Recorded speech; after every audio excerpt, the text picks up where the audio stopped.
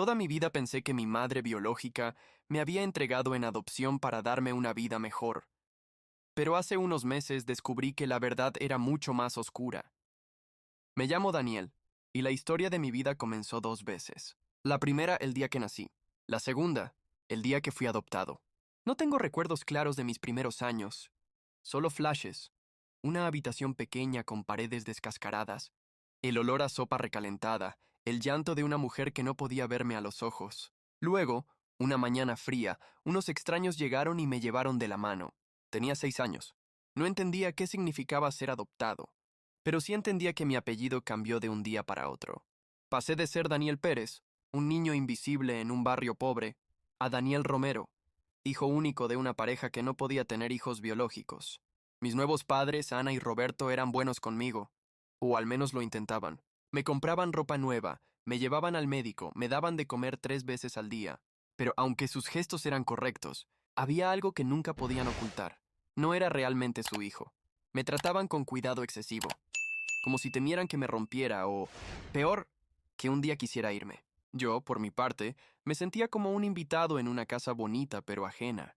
Durante años no hice demasiadas preguntas sobre mi pasado, tal vez porque no quería incomodarlos, o tal vez porque temía la respuesta, pero había noches en las que me acostaba preguntándome, ¿quién era esa mujer que recordaba vagamente, la que lloraba mientras me peinaba el cabello? Fue en mi adolescencia cuando algo cambió. Cumplí 17 años y junto con un regalo de cumpleaños, Ana y Roberto me dieron un sobre. Dentro había documentos de mi adopción y entre ellos, una hoja amarillenta con un nombre y una dirección tachados. Ese día, entendí que mi vida no estaba completa, que había otra parte de mí, una familia que existía en algún lugar, y que tal vez, solo tal vez, me estaba buscando. Pasé varios días mirando ese papel. El nombre escrito en la parte superior estaba borroso, pero alcanzaba a leer María y un apellido que parecía comenzar con Bell. La dirección estaba tachada con marcador negro, pero si lo girabas a la luz, se distinguían algunos números y letras. Mis padres adoptivos no me dijeron nada más. Solo dijeron, queremos que lo tengas. Pero si algún día decides buscar, recuerda que ahora tienes una familia aquí. No eran palabras inocentes. Eran un recordatorio disfrazado de consejo. Si buscas, podrías perder lo que tienes. Durante semanas no hice nada, pero la curiosidad se volvió insoportable.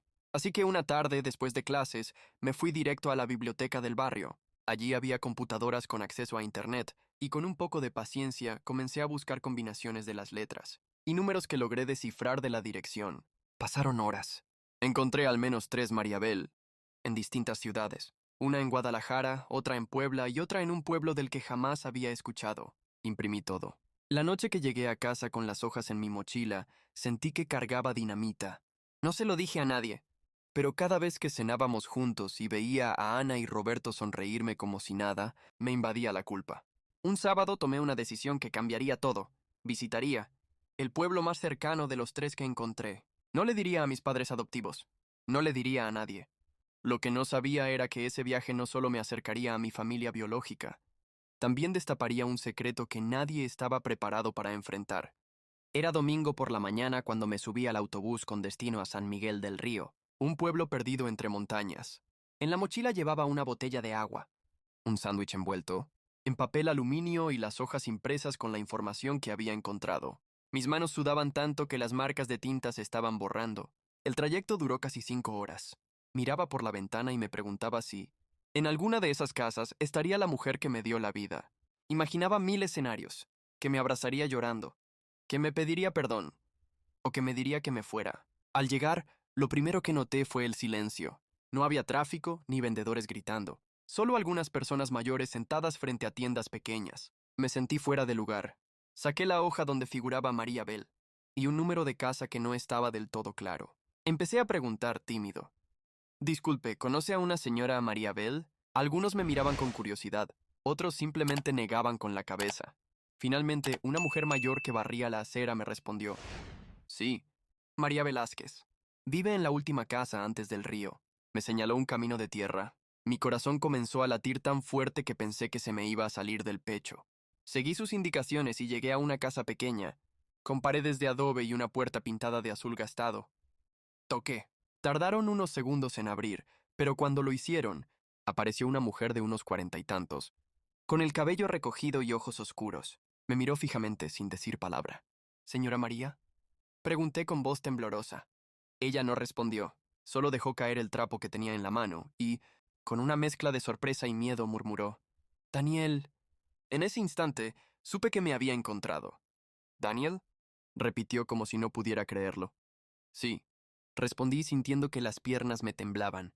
Creo que usted es mi madre. Ella me miró durante unos segundos que parecieron horas. Luego, sin decir nada, me tomó del brazo y me hizo pasar.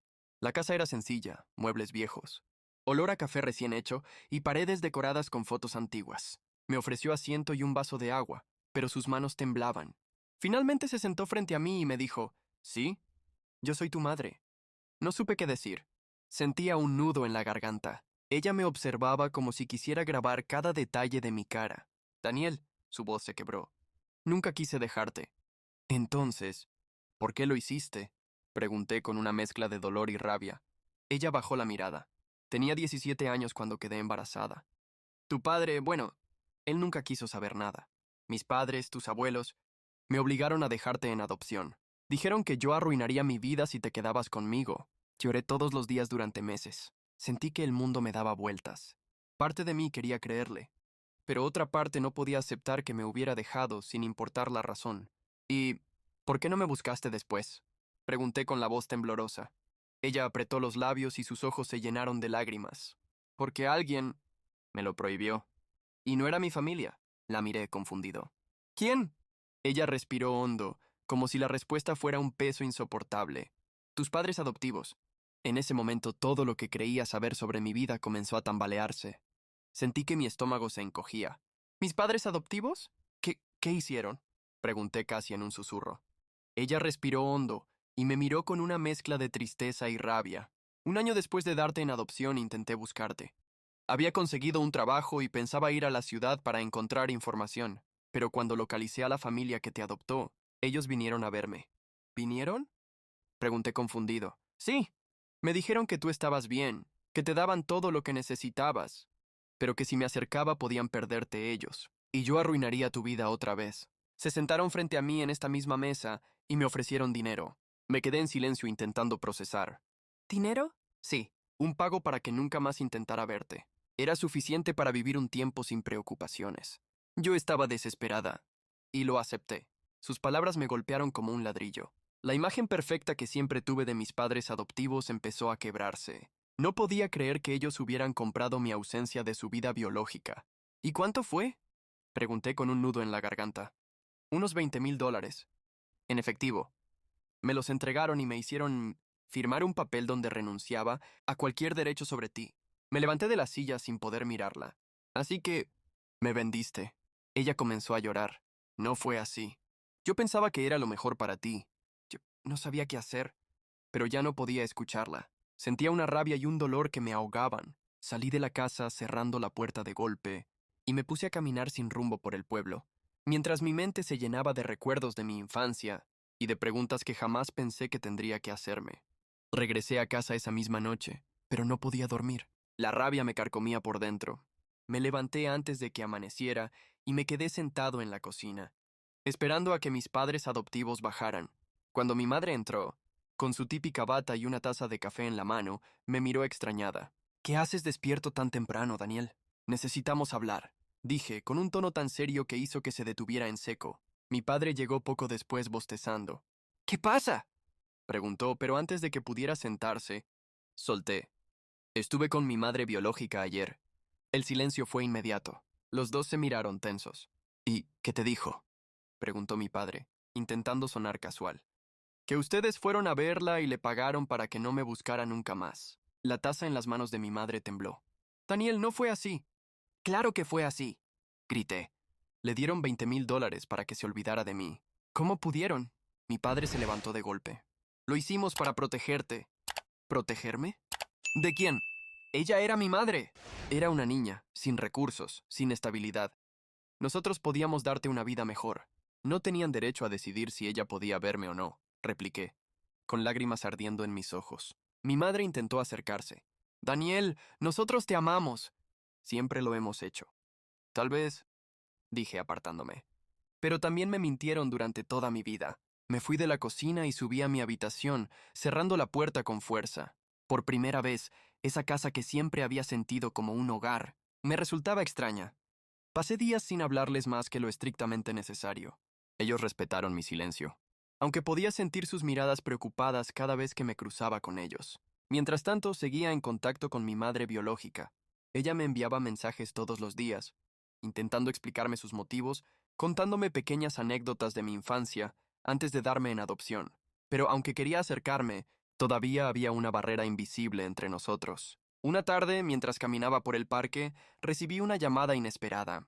Era Sofía, mi media hermana por parte de mi madre biológica. Su voz sonaba alterada. Daniel, no sé si debería decirte esto, pero mamá no te dijo toda la verdad. Mi corazón se aceleró. ¿Qué quieres decir? Ella no solo aceptó el dinero, lo pidió. Me quedé helado. ¿Qué? Yo era muy pequeña, pero recuerdo escucharla hablar con alguien por teléfono. Decía que si querían que desapareciera de tu vida, tendría que ser por una buena cantidad. Mamá siempre contó que fue al revés, que ellos se lo ofrecieron, pero yo la oí pedirlo. Me quedé en silencio, sintiendo que el mundo volvía a girar bajo mis pies. Si eso era cierto, entonces no solo mis padres adoptivos habían tomado una decisión egoísta, también mi madre biológica. Colgué y me quedé sentado en una banca mirando al vacío. En ese momento entendí que mi vida entera había estado construida sobre mentiras, y que no había un solo culpable, sino varias personas que habían jugado con mi destino. Esa noche reuní a todos, mi madre y padre adoptivos, y mi madre biológica, que aceptó venir. Iba a escuchar las dos versiones frente a frente, y decidir qué haría con mi vida a partir de ese momento. La reunión fue en la sala de mi casa. Yo me senté en el centro, con mi madre biológica a un lado y mis padres adoptivos al otro. El ambiente era tan tenso que podía sentirlo en el aire.